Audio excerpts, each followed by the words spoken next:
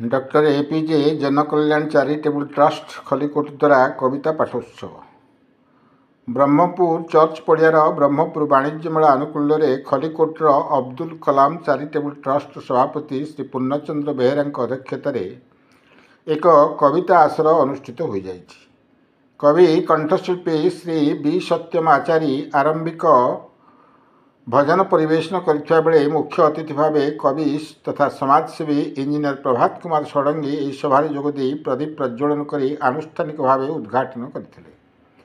तत्संगे संगे विशिष्ट नाट्यकार शिक्षयित्री तथा कवयित्री श्रीमती दीपिका दास, शिक्षाविद एवं वरिष्ठ कवि श्री प्रमोद कुमार पंडा, आईनजीवी तथा समाजसेवी कवि श्री विजय चंद्र मिश्र, विशिष्ट कवि चक्षु विशेषज्ञ प्रोफेसर डॉक्टर राजेंद्र कुमार बेहेरा मंचासीन थे। कवयित्री सुप्रभा राउत अतिथि मानू पुष्पगुच्छ और उपढौकन दे सम्मानित करथिले।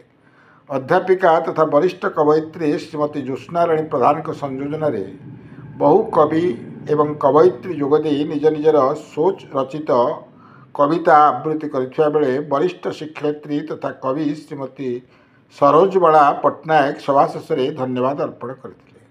ब्रह्मपुर सुनील विश्वास रिपोर्ट कांतिधारा न्यूज।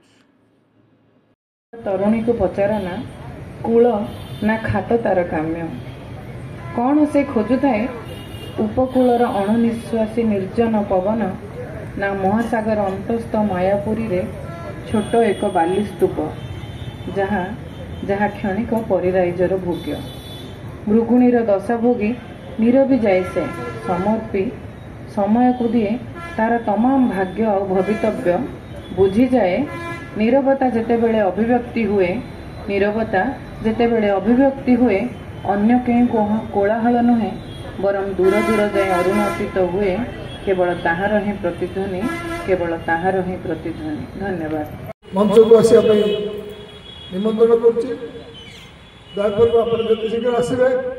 बुकुतल साइता सपन केतेबेले देखिली तुमको आउ केउठी मिसिली केते आपणार तुमर केबेठारु जानिछ तुमी मते मात्र एतिकी प्रश्न रे गोटे जुगहर प्रकाश हला।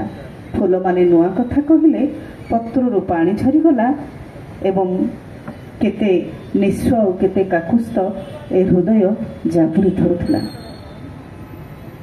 तथापि अटकी नहीं अलाजुक जीवन माटी छाटी कुड़ियारे लुचाई से निर्वाणर अतिथि को पालिछि भरोसार पारिजात गुप्त नंदनवन